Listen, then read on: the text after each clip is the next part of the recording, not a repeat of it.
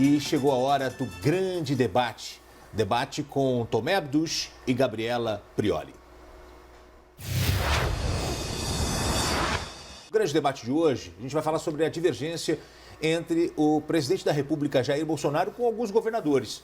O presidente acredita que alguns governantes estão tomando atitudes drásticas ao combate do coronavírus, determinando inclusive quarentena, e que alguns estão visando as eleições.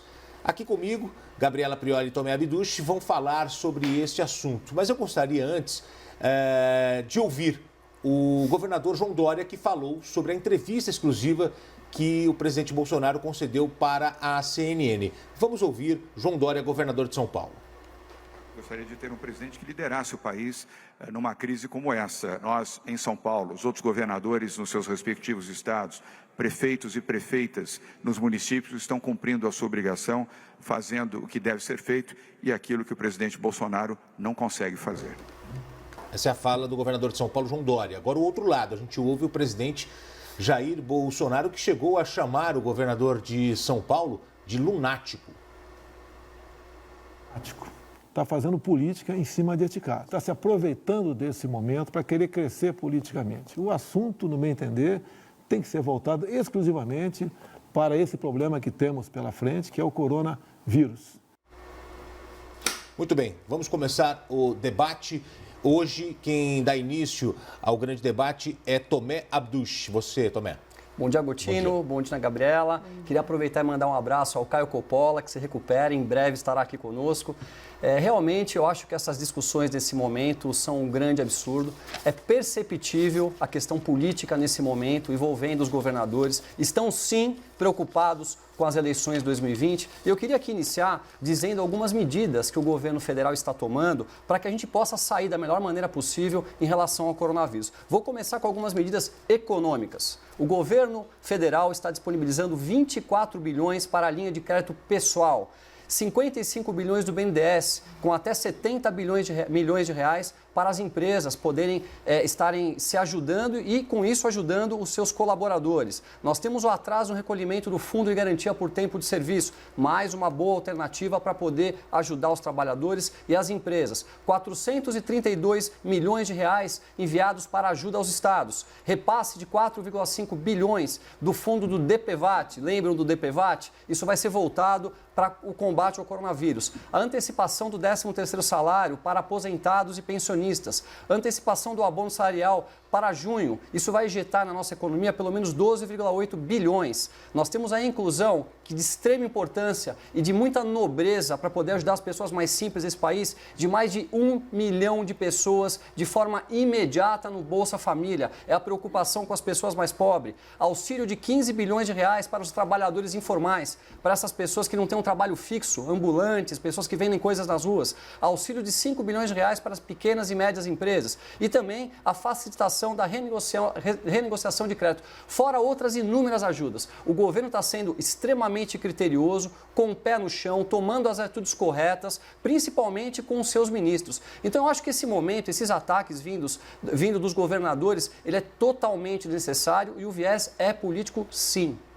Agora, no grande debate, a análise inicial, o argumento inicial de Gabriela Prioli. Como é que você vê essa divergência entre o presidente da República, Jair Bolsonaro, e alguns governadores?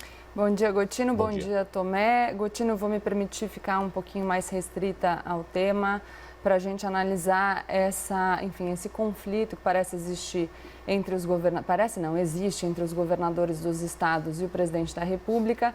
E aí a fala do Tomé, que ressalta as medidas econômicas tomadas pelo governo Jair Bolsonaro, na verdade anunciadas, muitas delas ainda dependem de algum detalhamento, fazem com que a minha reflexão, na verdade, permaneça. O que eu vejo acontecer? A gente sabe que para lidar com o coronavírus em relação à saúde das pessoas, a única coisa possível de fazer é propor uma política de isolamento para que a gente consiga achatar a curva de disseminação. Então, o que se sabe é que a gente vai ter que fazer com que todas as pessoas peguem o vírus e que se tornem imunes a partir daí. É o que o próprio presidente da República diz. A gente não tem vacina, a gente, por enquanto, não tem medicamento. Mas para a gente conseguir que essas pessoas não sejam infectadas todas ao mesmo tempo, que levaria a um colapso do sistema de saúde. Os governadores estão propondo medidas de isolamento das pessoas para conseguir achatar essa curva. Essas medidas de isolamento evitariam, portanto, esse caos na saúde, mas, consequentemente, elas têm um impacto na economia, porque a economia para de girar. O que parece ser a preocupação do presidente da República é sempre o aspecto econômico. E aqui eu acho interessante porque a gente vê que o governo manda sinais trocados. Então, o Ministério da Saúde, por exemplo, fala da gravidade do coronavírus, fala da importância do isolamento, fala que a gente deve experimentar um caos na saúde pública em abril, mas aí no dia seguinte o próprio presidente da República desmente o seu ministro da Saúde, dizendo que ele acha que não vai ter caos na saúde e continua insistindo nessa retórica de minimização do poder do vírus. O que me parece é que com essa política de sinais trocados, o Jair Bolsonaro mantém a retórica dele no sentido de que o vírus tem uma importância menor. E aí, no futuro, quando as pessoas estiverem experimentando, então vamos pensar, se der certo a política dos estados e a gente conseguir achatar a curva de disseminação do vírus, a percepção das pessoas sobre o impacto da doença vai ser menor, né? Porque a gente vai conseguir diluir isso no tempo. Então, as pessoas vão achar que o vírus ele não é tão significativo, que o coronavírus não tem um impacto tão significativo na saúde, mas isso não vai ser porque o vírus é mais uma gripezinha, como disse o presidente da República, mas vai ser porque as medidas implementadas pelos governos foram eficazes. Só que ao manter essa retórica de minimização do poder do vírus, no futuro, quando as pessoas estiverem experimentando as consequências econômicas dessa crise que a gente vai enfrentar, o governo Jair Bolsonaro vai poder jogar a responsabilidade para os governadores dos estados, repetindo a retórica que ele adotou até aqui, no sentido de que eles estão aplicando um remédio em demasia e que, portanto, estão provocando um dano maior do que o vírus causaria sozinho se as medidas não fossem implementadas. Então, me parece uma postura que permite a ele se eximir de responsabilidade no futuro, porque, claro, liderança pressupõe responsabilidade. Aí, a partir do momento que ele não lidera, ele se exime da responsabilidade e consegue transferir para as outras pessoas, o que é uma conduta sistemática por parte do presidente da República. A gente vê aí um governo que joga muito a culpa no Congresso, joga muito a culpa na mídia, enfim, fica jogando a culpa em outros atores para eximir de responsabilidade o próprio chefe do Poder Executivo. Ok, esse é o argumento inicial, mas eu já volto a pergunta para você, Gabriela. Não é papel do presidente ter uma visão mais ampla sobre um problema real? Ele pensa além da saúde, ele pensa também na área econômica e em outros setores? Então, Gotino, eu acho que é o papel do presidente ter uma visão mais ampla, mas quando você diz mais ampla, ela pressupõe não ignorar o problema da saúde. Então, se a gente tivesse o governo agindo de forma consistente em relação aos problemas que serão enfrentados pela saúde e aos problemas que serão enfrentados na área econômica, eu não teria uma crítica a fazer, mas o que a gente vê é exatamente o inverso, são sinais trocados. Então, o Ministério da Saúde tem entrevista do ministro Mandetta falando, nós vamos experimentar o colapso do sistema público de saúde num dia, no dia seguinte o presidente da República desmente essa fala. O ministro da Saúde insiste em falar sobre a gravidade do vírus e o presidente da República insiste em dizer que não é tão grave assim. A gente acabou de ouvir a fala dele, ele diz o seguinte, que o pânico é mais grave que o vírus. Então, o que eu percebo eu acho que é uma estratégia, não sei se é uma estratégia consciente, enfim, mas eu percebo que no futuro será possível dizer para as pessoas, se a política dos governadores for bem sucedida, as pessoas vão perceber menos o impacto do coronavírus. E aqui, enfim, torcendo muito para isso acontecer. Só que elas vão sentir o impacto econômico, porque a gente já tem projeções que variam de menos 0,7% a menos 4,4%. Tomé, pensar na economia é também deixar de pensar na saúde? Como é que você avalia essa situação em que o presidente ele fala também da importância da economia e muitas vezes recebe as críticas de alguns governadores que falam em ampliar ainda mais a área de atuação no combate ao coronavírus? Bom, inicialmente eu queria colocar que eu discordo completamente do discurso da Gabi. Esse discurso que o presidente não está preocupado com o coronavírus. Ele tanto está preocupado que ele está tomando sim as atitudes corretas de um grande líder. Pessoal, nós não podemos simplesmente nos preocuparmos neste momento com o coronavírus. É uma grande preocupação, sim. matou muita gente ao longo do mundo? Sim, mas nós temos que se preocupar também com o que vai vir no dia seguinte. E eu queria poder dividir com vocês aqui um outro ponto de vista em relação hoje a alguns números que nós temos aqui no Brasil. Queria dividir com vocês algo que me foi passado aqui, que se fala que pessoas de 0 a 9 anos, não há nenhum caso de morte no mundo. 10 a 19 anos, é uma pessoa morta em cada 500 doentes graves. O que são doentes graves? Pessoas que têm problemas de saúde, problemas de pulmão, algum tipo de problema no coração. De 20 a 29 anos, uma em cada 500 pessoas. A mesma coisa, de 30 a 39 anos, uma em cada 500 pessoas. Mais uma vez, pessoas em casos graves, pessoas com saúde perfeita vão pegar uma gripe, como o próprio Caio Coppola. O Caio Coppola pegou o coronavírus, está em casa se recuperando e em alguns dias estará de volta para cá. Vamos continuar aqui, de 40 a 49 anos, uma pessoa a cada 250 pessoas pode sofrer risco de morte sendo uma doença grave. Daí para cima, os números realmente se agravam. Então fica aqui uma pergunta muito importante, uma reflexão. Eu não tenho resposta para isso. E é por isso que eu vejo o cuidado do governo com a nossa economia. Será que nós devemos realmente parar totalmente a nossa economia? O que vai causar desemprego em massa, o que vai colocar a vida das pessoas e dos mais pobres, sempre os mais pobres se prejudicando, porque são as pessoas que vão ficar sem dinheiro para poder comer no futuro, por conta que nós temos uma classe das pessoas mais velhas que sofrem o grande risco do coronavírus. Não seria mais inteligente nós isolarmos essas pessoas e a nossa economia continuar circulando? É uma reflexão muito importante a ser feita. Então, eu acho que as posturas do nosso governo são posturas de um líder de verdade, com o pé no chão, com critério, e o pânico realmente é uma coisa que está causando nas pessoas um desespero. Os supermercados estão vazios, as pessoas não saem mais de casa, ninguém mais trabalha. Vamos pensar agora nas empresas. O que as empresas fazem nesse momento?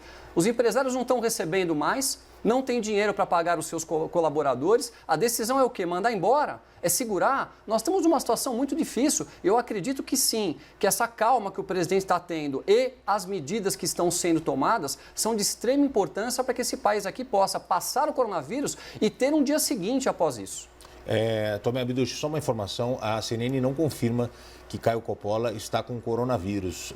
Ele tomou essa atitude em conjunto com a direção da emissora depois de ter pegado uma gripe, mas ele foi, inclusive, foi até uma unidade hospitalar, mas sequer fez o exame para o coronavírus. Essa é a informação que nos chega. Vamos recuperar o que o presidente Jair Bolsonaro falou há pouco. A gente vai colocar no ar agora para vocês. O presidente deu uma entrevista coletiva, a gente mostrou ao vivo na porta do Palácio da Alvorada, e ele afirmou que não podemos levar pânico à sociedade. Eu quero que vocês assistam o que disse o presidente e a gente debate na sequência. Agora, o que nós queremos é a solução para o caso. Nós não temos como evitar os efeitos do coronavírus. Não tem vacina e, por enquanto, ainda não tem tratamento. Nós não podemos levar o pânico para a sociedade, que o pânico é uma doença também, mais grave que a própria causa do vírus. Esse sentimento nós temos que levar à população. Empregos estão sendo exterminados.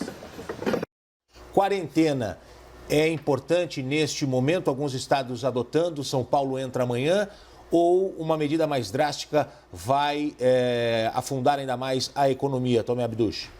Olha, é importante que as pessoas fiquem em casa sim, não tenha dúvida nesse momento, para que a gente possa entender a curva, né, do vírus, mas também é importante nós levarmos em consideração o discurso que eu tive agora há pouco. Eu vou dar um exemplo em relação ao pânico. Nós temos uma grande empresa na região sul, em Santa Catarina, que é uma empresa chamada Malve. O Grupo Malve é uma empresa têxtil gigante, estava fabricando produtos para que possam ser enviados aos hospitais, como jalecos, como máscaras, como outras formas de poder preservar a vida dos agentes de saúde que estão cuidando da população.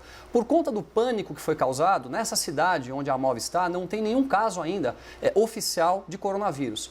Todo mundo parou de trabalhar e a fabricação que poderia estar ajudando as pessoas a salvarem vidas, ela foi interrompida. Então é nesse aspecto que eu digo que nós temos que ter um pouco de calma para saber o que nós vamos fazer. Nós não podemos parar o nosso país de uma vez, totalmente, tudo parado. O fechamento que nós temos aí entre estados, ele pode ocasionar um problema sério de recebimento de produtos para serem utilizados, para as fábricas, para a indústria que está fabricando alimentos para os supermercados. Então, esse cuidado tem que ser tomado nesse momento, sim. Essa é a minha opinião. Bom, você pode comentar usando a hashtag Grande Debate. Agora a gente ouve Gabriela Prioli. Gotino, eu gostaria só de ressaltar que a minha fala não é no sentido de que o presidente da República, ou os governadores, ou qualquer líder político do país nesse momento não deva se preocupar também com a economia. O que eu digo é que, na verdade, a gente precisa ter justamente as duas preocupações, com a saúde e com a economia, e o que me parece é que o presidente da República minimiza a preocupação com a saúde. Uma demonstração disso é a fala dele no sentido de que nós não temos como evitar os efeitos do coronavírus, nós temos como minimizar os efeitos do coronavírus, e as evidências científicas indicam que o isolamento social é a medida mais efetiva no achatamento da curva e na consequente possibilidade do sistema de saúde de absorver as pessoas que são infectadas por esse vírus. Como um exemplo também de que o governo Jair Bolsonaro tem sinais trocados em relação ao enfrentamento no campo da saúde, o ministro da Saúde, na sexta-feira, dia 20 de março, como eu disse que o sistema de saúde público entraria em colapso devido ao avanço da pandemia em abril. No dia 21 de março, o presidente Jair Bolsonaro disse que não acredita que haverá um colapso no sistema de saúde público. Então, assim, a gente não sabe sequer qual é o posicionamento do governo. O governo acha que vai ter um colapso no sistema de saúde ou acha que não? O governo acha que essa epidemia é grave ou acha que não?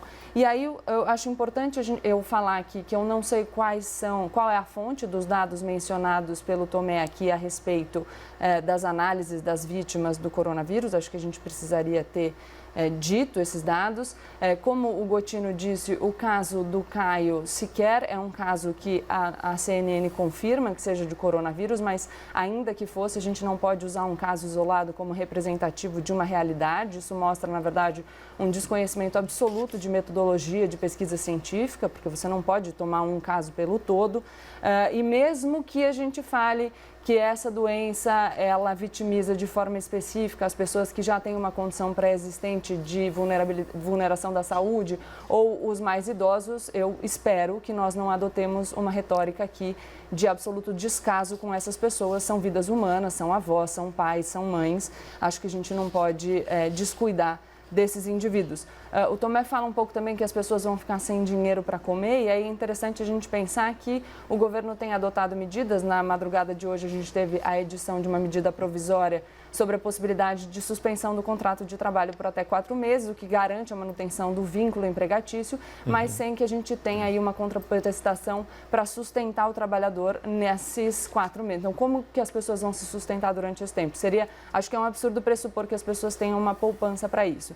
Então, o ponto é, se o governo federal acha que deveria assumir a liderança no processo de determinação das medidas que vão ser adotadas pelo país, aqui a gente tem um país de dimensões continentais, como ressaltou o próprio ministro da Saúde ao falar dos nossos vizinhos sul-americanos. Então, aqui a gente tem realidades distintas no país. Então, que o governo assuma esse protagonismo e determine as medidas que vão ser tomadas, não só em reação às medidas dos governos, mas como protagonista e antes que os governadores tomem as medidas. Só para a gente ir equilibrando o tempo aqui, nós resgatamos agora para o grande debate um tweet do governador de São Paulo, João Dória, que fala da criação de um comitê de crise para o combate ao coronavírus. Olha, sobre o Hospital das Clínicas, em janeiro instituímos um comitê de crise para acompanhar e prevenir todas as necessidades decorrentes da pandemia. O hospital hoje possui todos os insumos, incluindo álcool gel, máscaras e luvas para os profissionais, né? Então, o governador de São Paulo, ele sempre tem colocado postagens, e o presidente Jair Bolsonaro, em entrevista,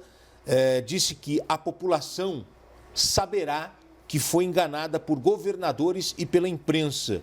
O que vocês pensam dessa declaração?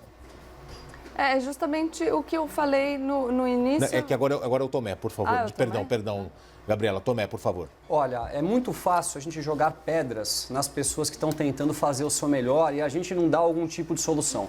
Se é feito algo, por exemplo, agora nós temos esses 4 meses, né, que estão sendo colocados para que os colaboradores das empresas não percam seus empregos e possam retornar aos empregos normalmente ao final de tudo isso. Se você toma algum tipo de atitude como essa, é criticado. Se você não toma nenhum tipo de atitude, as pessoas perdem o emprego, também será criticado. É muito fácil jogar pedra e a gente não dá nada, algum tipo de solução para tudo isso. Vamos comentar agora esse tweet aqui que foi colocado pelo governador João Dória, e eu vou colocar como é fácil jogar pedra. Ele, no mês de janeiro, como vocês viram, ele colocou ali que já estava tomando algumas providências para que os hospitais pudessem ter álcool gel e cuidados com o coronavírus. E, ao mesmo tempo, foi feito o carnaval de rua aqui em São Paulo, que era praticamente uma latrina ao céu aberto, as pessoas nas ruas, urinando nas ruas, propagando o vírus. Então, jogar pedra é uma coisa muito fácil e é o que é feito com o nosso presidente Jair Bolsonaro todos os dias. Nós temos que levar em consideração que há uma equipe lá trabalhando, as pessoas estão tomando as decisões corretas na hora certa,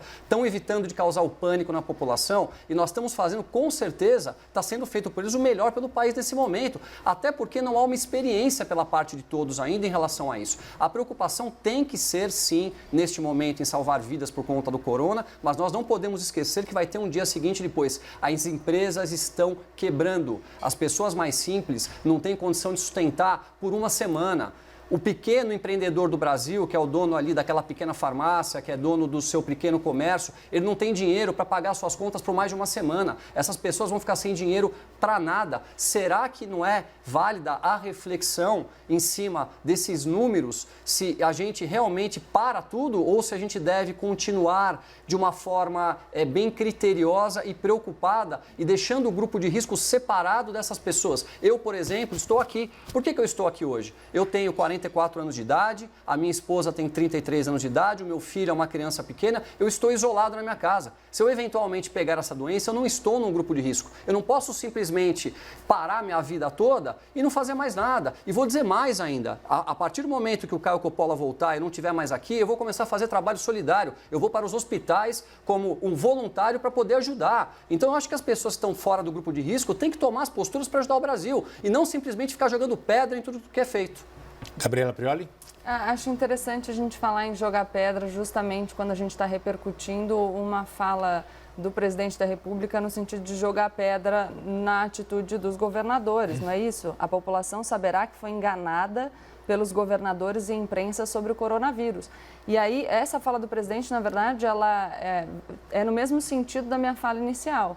Então, quando ele atribui a responsabilidade por um eventual problema econômico que a gente com certeza vai enfrentar depois desse problema, às atitudes tomadas pelos governadores e não à falta de protagonismo do governo federal, por razões óbvias, e nem à própria pandemia, ele está fazendo já com que esses governadores que se colocam como pré-candidatos à eleição de 2022 se enfraqueçam, porque ele vai ter a possibilidade, embora ele não tenha agido na liderança como chefe do nosso governo federal, ele atribui a responsabilidade para esses outros líderes pelas eventuais consequências, pelas certas consequências econômicas que a gente vai enfrentar.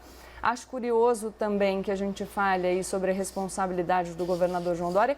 E aqui eu quero fazer uma fala, acho que isso é muito bom até para a gente perceber que a análise do mundo ela não precisa ser binária. Eu tenho críticas significativas em relação à gestão Dória e à gestão Witzel no Rio de Janeiro, por exemplo, mas isso não faz com que eu não possa elogiar a postura dos governadores no enfrentamento dessa questão que tiveram que tomar a dianteira em virtude da inércia do governo federal. Mas aí cobrar do governador João Dória que tivesse, por exemplo, cancelado o carnaval ou que tivesse tomado medidas nesse sentido ainda durante o carnaval, mesmo que naquela época a gente não tivesse, por exemplo, a declaração de pandemia pela OMS e ao mesmo tempo ter uma postura uma postura menos severa em relação ao presidente da República que depois da declaração de pandemia sai para encontrar os manifestantes nas ruas, é um pouco contraditório. E aí isso me permite pensar numa outra coisa. O presidente da República, quando ele joga a culpa de tudo para outros atores políticos, ou para o Congresso, ou para a imprensa,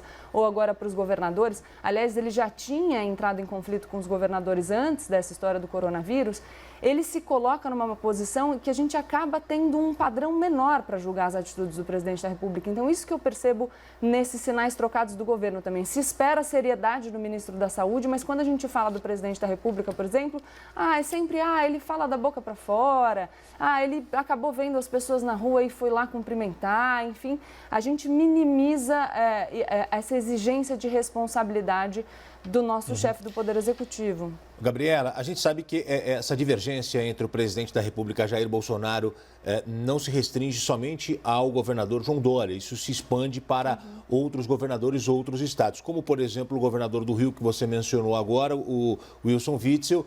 E o Wilson Witzel disse que não tem diálogo com o presidente Jair Bolsonaro. O presidente, na entrevista que nós mostramos agora há pouco, disse que tem sim diálogo, inclusive disse que o governador do Rio de Janeiro não precisa marcar a hora, pode ligar para ele diretamente a qualquer momento. Foi o que a gente ouviu aqui ao vivo quando colocamos o presidente da República falando. Queria que vocês tenham a fala do governador do Rio. Vamos ouvir então. Qual a dificuldade maior nesse momento, governador? É a falta de diálogo, é a falta de bom senso. É inaceitável isso. Eu nunca imaginei viver isso numa democracia. Governador do Rio de Janeiro, Wilson Witzel, dizendo que não tem diálogo. O presidente Jair Bolsonaro disse agora há pouco, falou assim, olha, o governador do Rio não precisa nem marcar a hora, pode me ligar a qualquer momento. Tomé Abduch. Olha, eu acho muito difícil que não haja diálogo. Eu quero que eles mostrem em algum momento algum pedido de uma reunião oficial ou mesmo de uma reunião online que foi negada pelo presidente.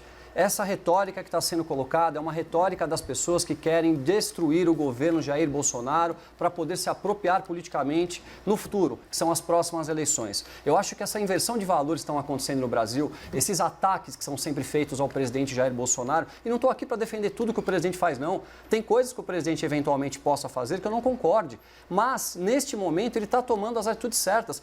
Todas as palavras e retóricas são direcionadas ao presidente Jair Bolsonaro. O presidente falou, o presidente fez e não se avalia o que está sendo feito como um todo e as ações efetivas para a gente poder combater o coronavírus. As ações estão sendo tomadas sim, vocês tenham certeza que as portas estão abertas para conversar. Nós tivemos ontem o próprio Éder Barbalho, né, que é governador do Pará, dizendo que tem uma relação muito boa com o governo, inclusive elogiando muito as posturas do nosso ministro da Saúde.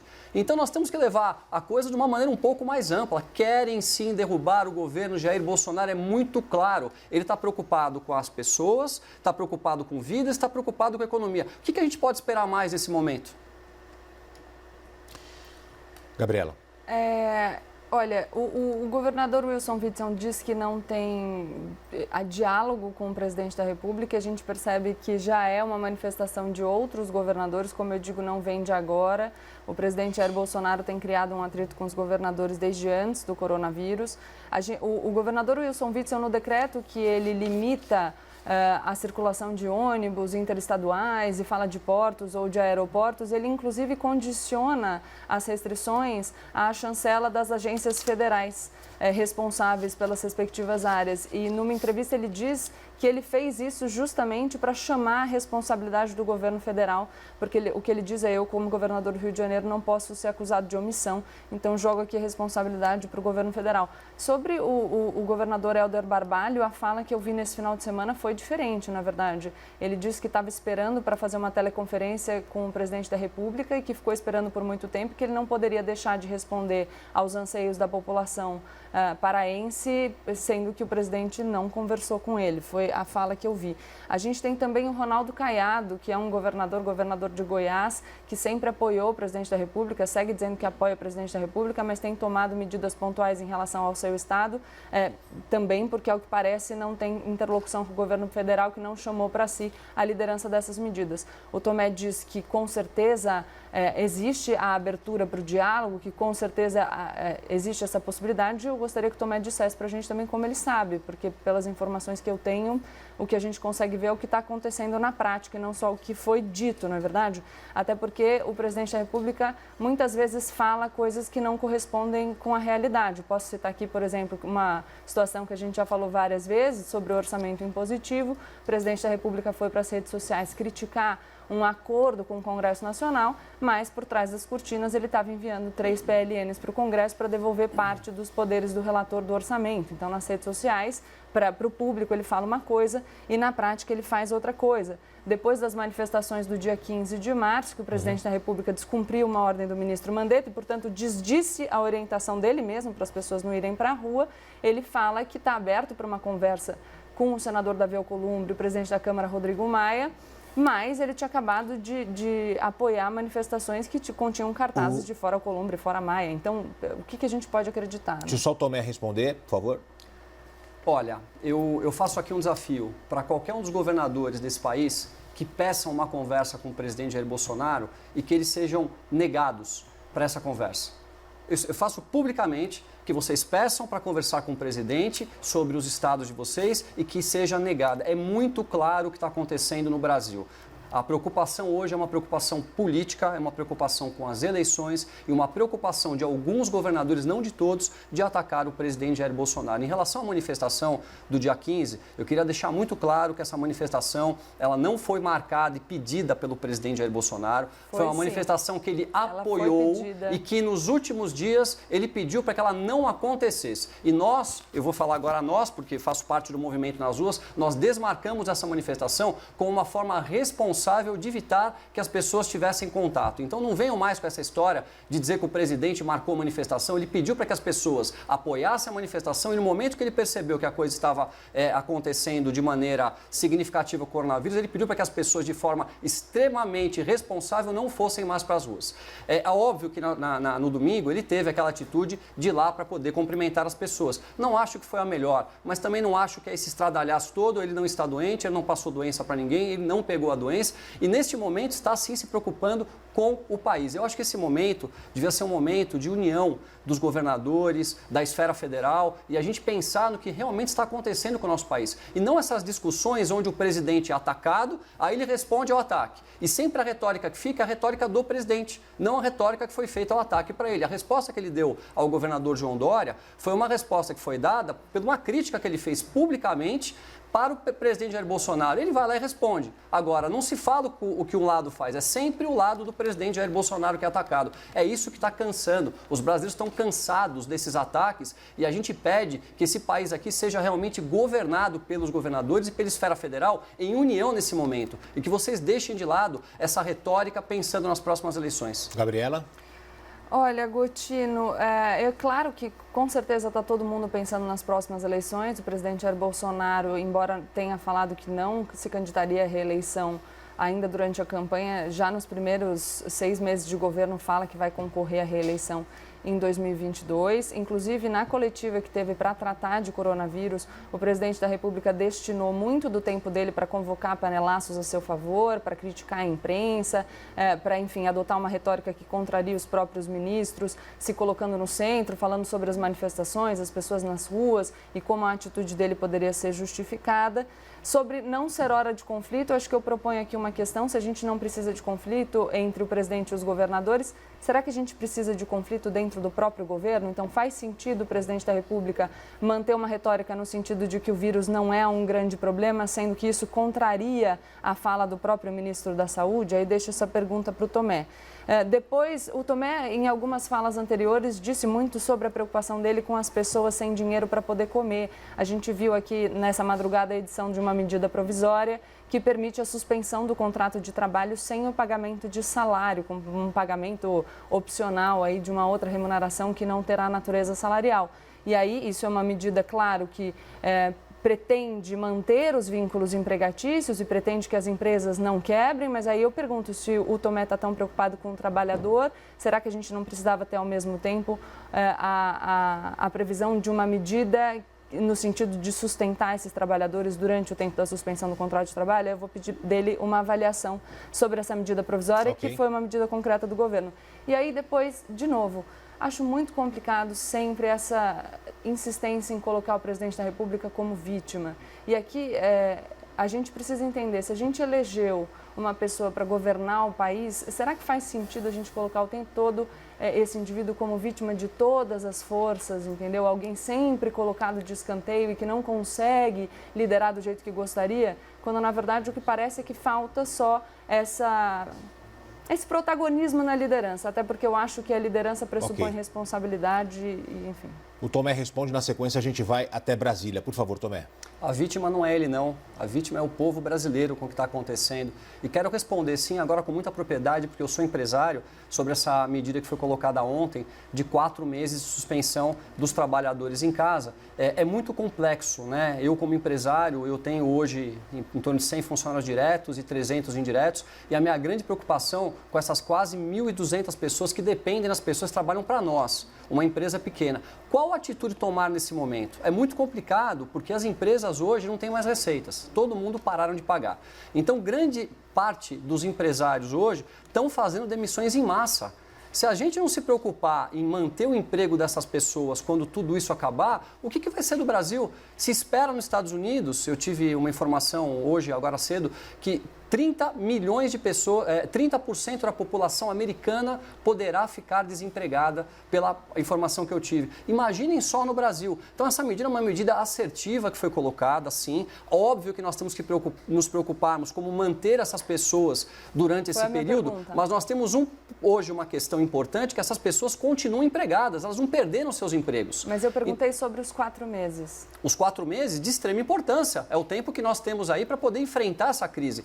Eu perguntei sobre a manutenção dessas pessoas que ficaram sem salário, justamente porque você manifestou a preocupação com as pessoas que não vão ter dinheiro para se manter. Essas pessoas, nesse momento, continuam com seus benefícios, elas continuam recebendo cestas básicas, elas continuam com as pessoas que têm tendo a sua assistência de saúde e todos os benefícios. O que elas não estão recebendo é o salário. O que é melhor? As pessoas perderem tudo e ficarem desempregadas ou terem esses benefícios e terem um emprego garantido daqui a 4 meses? Então, é o que eu digo, toda atitude que o presidente toma, ela vai ser criticada, sempre. Eu pergunto a você, o que fazer, Gabriela? O que você faria como empresária hoje se você tivesse 400 funcionários e não tivesse dinheiro para pagar?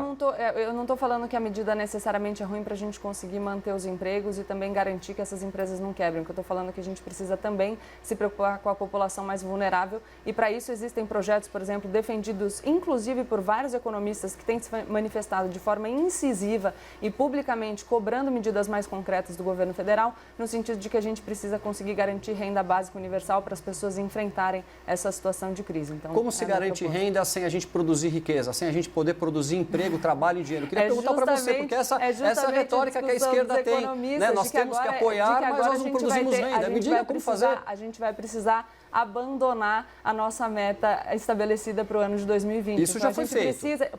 Justamente. Agora a gente precisa garantir que essas pessoas tenham condição de subsistência. Garantir como? Ou a gente fecha os olhos? Com dinheiro. Dinheiro da onde?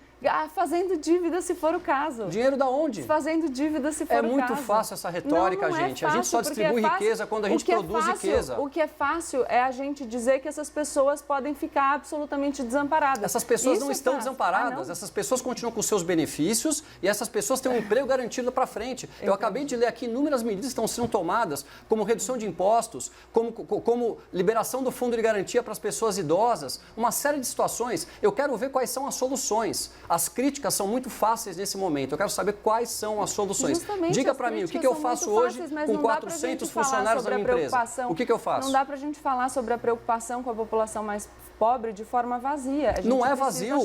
Não é vazio. Ele tomou o primeiro passo. Qual é o segundo?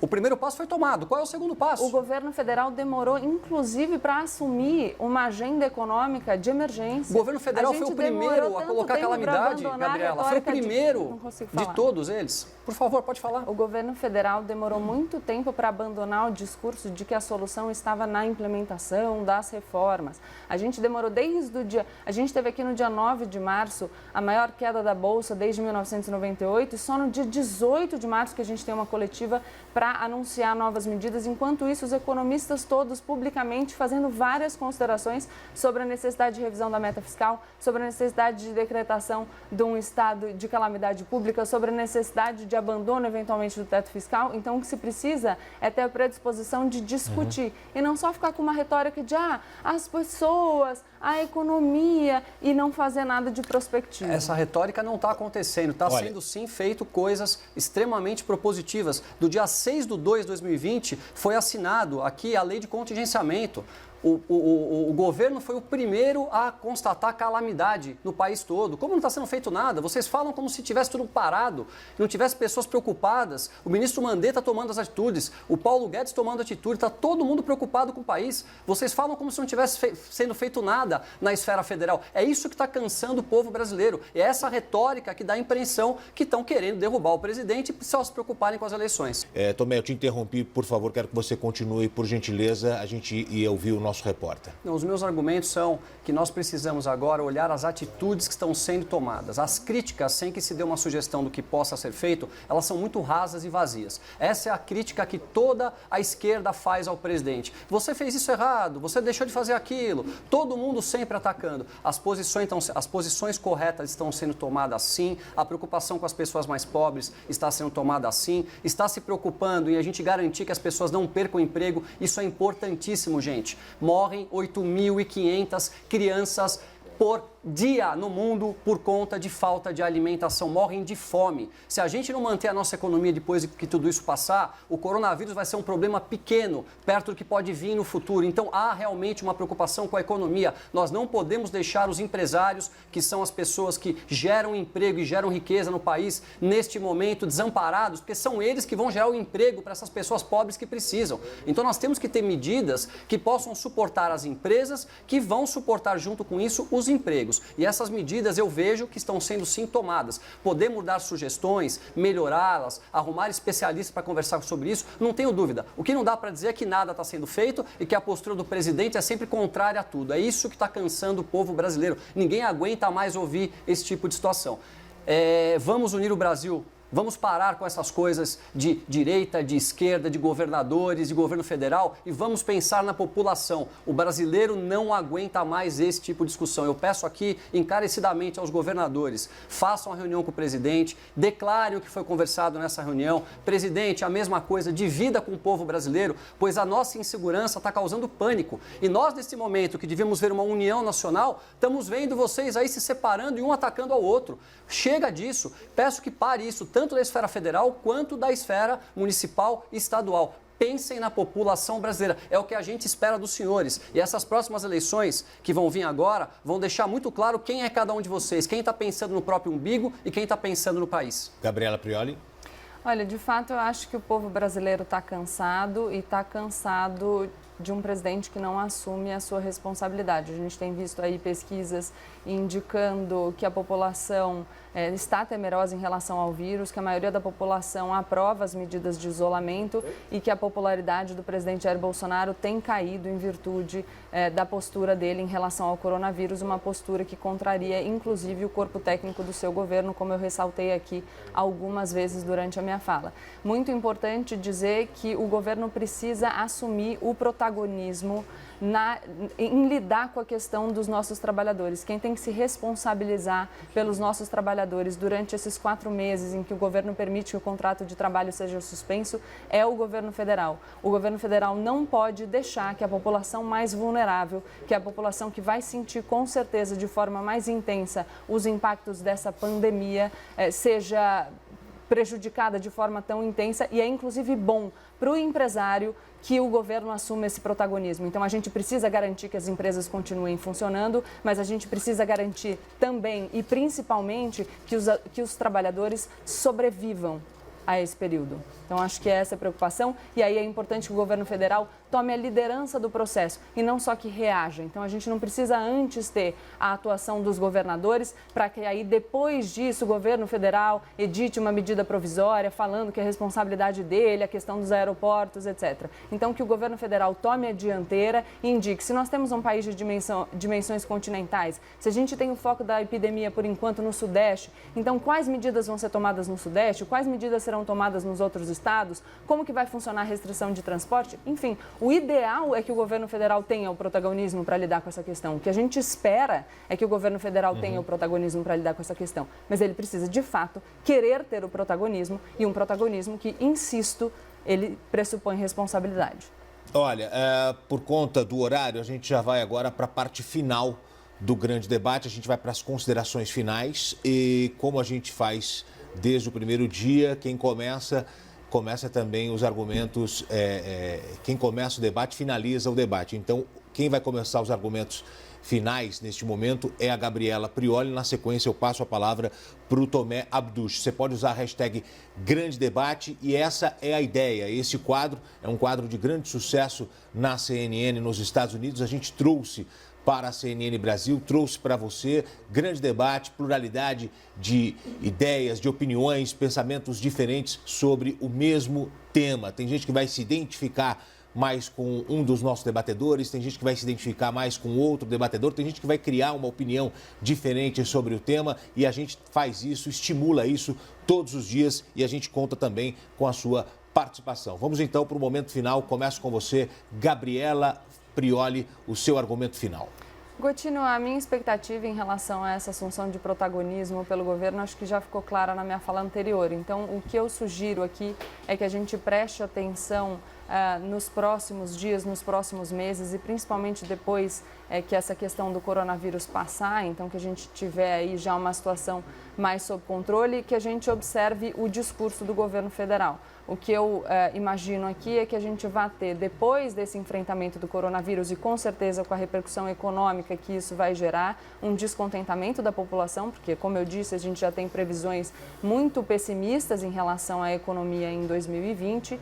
E a minha ideia é que o governo federal vai insistir na retórica de que esse problema econômico foi gerado não pela pandemia, mas pela atitude dos governadores e aí vai usar esse discurso que construiu agora para tentar descredibilizar os seus potenciais adversários na eleição de 2022. Então, o que eu percebo é claro que a eleição de 2022 está presente e não é só porque os governadores do Rio e de São Paulo trouxeram ela para o debate. O próprio presidente da República insiste, aliás, em se fortalecer no sentido de, para a eleição de 2022, mantendo aguerrida a sua base eleitoral na grande maioria das ações que toma e no tipo de retórica que adota.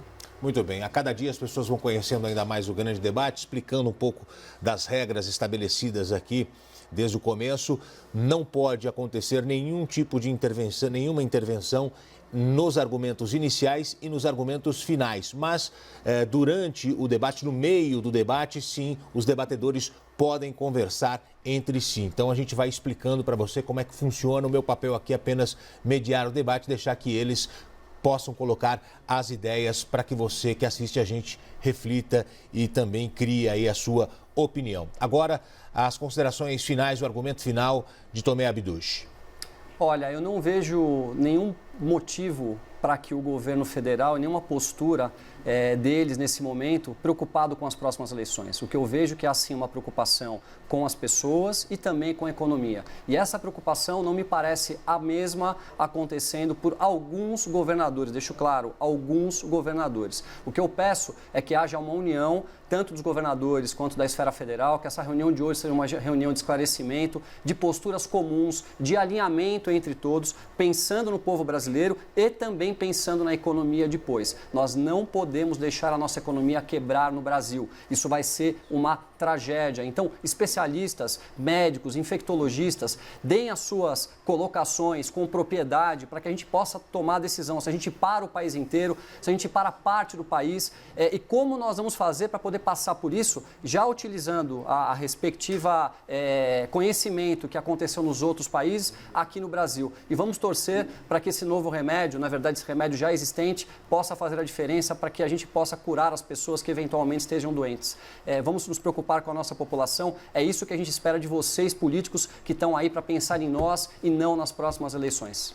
Tomé Abduch, muito obrigado pela participação aqui no Grande Debate. Gabriela Prioli também, muito obrigado.